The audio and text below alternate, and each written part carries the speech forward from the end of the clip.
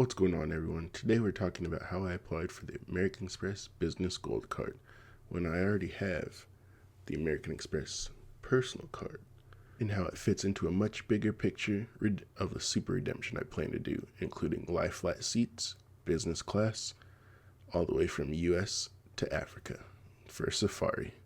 Yep, this whole travel credit card journey started with one goal in mind. Can I cover an African safari entirely with points and miles? We're getting close. The plan is simple: business class, lie flat seats, paid with points.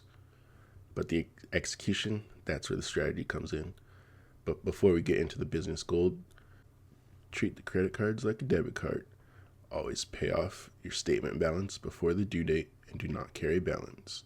That defeats the whole purpose of the rewards game. Any interest you're paying, you're just losing money there. Last year and this year, we've been knocking out a bunch of house projects. Next up on the list was a new deck, exterior house painting, and then our continued monthly spend. So that meant some big expenses coming up, which meant a big opportunity for a large sign-up bonus. So originally I was thinking the Amex Platinum business card, because it had a record high 300,000 membership rewards point offer after spending $20,000 in 3 months, and our deck was going to take out a huge chunk of that. This would have basically guaranteed business class lie flat seats regardless of if I found award flights or not. So I applied. Got the dreaded Amex pop-up window saying I could continue and accept if I wanted to, but with no sign-up bonus, that just makes it not worth it. And when you see that pop up, you just know you might as well just withdraw the application. So Hakuna Matata, back to the drawing board. And then after doing some scrolling through my Amex app, I did fall upon a targeted offer for the American Express Business Gold Card, which it had a offer for 175,000 membership rewards points after 15,000 spend. And the public offer going right around for that is up to 200,000 for the same 15,000 spend in 3 months. So I said, maybe we'll see. I have heard of people getting out of pop-up jail with either increasing their spend on Amex cards, waiting it out, or just like this, getting a targeted offer in their app or email, or like a postcard in the mail. So we went ahead and applied with that and bypassed the pop-up jail. And why the gold card makes sense right now is it does have these 4 categories here, these 4x multipliers on certain business categories, and then it's your top 2 every month, up to a combined 150,000, which we will not be getting anywhere near that. We only need it really for the deck card, as we're using it to hit that minimum spend of that 15,000 in 3 months. Most likely will fall into that 1x category, as the 4x categories are as follows.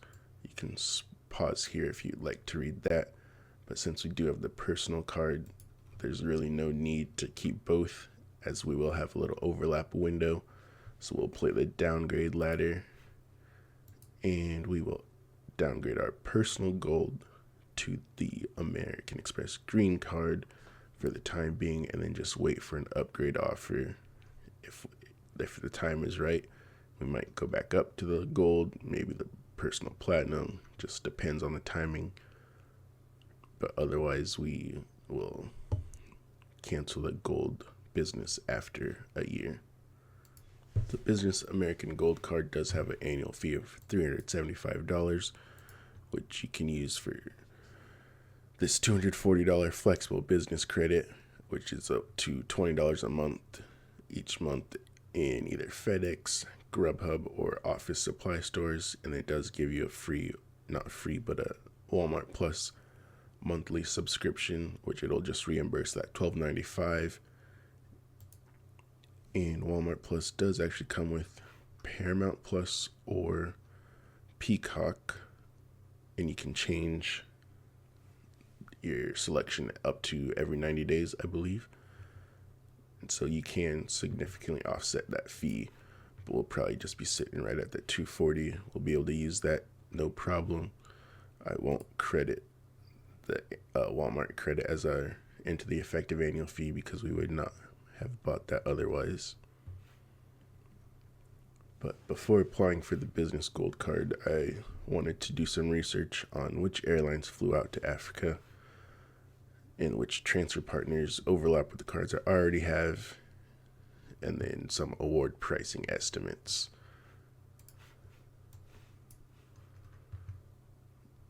So I use Seats.aero, of course, to check some rough award pricing on my expected travel dates, or not for sure, but we just know it's in a year or two. And then I looked at the most expensive redemption I could find, and then set that as my points goal. Once I hit this welcome bonus, we'll be pretty much set for business class flights there and back, regardless of award pricing. But we always want to search for award pricing because why not? So this wasn't a random card application. It still worked even though I didn't get the Amex Business Platinum like we originally planned. It still helps towards our defined travel goal, which is the African safari. We have a spending plan already in place. The deck will knock out pretty much that entire 15,000. We had a backup strategy, so when the pop-up jail happened, I was just waiting, saw that Amex offer, targeted offer, went after that. So this is just another step in the long game of credit card rewards that I also am still learning very much every day. Next step here is just actually booking those flights. So as we get closer to a year, 13 months out, checking Seats.aero and Points Yeah and all the other award travel sites to see if we can actually book some business class lie flat seats, and then we'll be on our way to a safari. Drop a comment if you can guess which airline programs you think I'm using to try and get out there. Also, how do you plan to use your membership rewards points?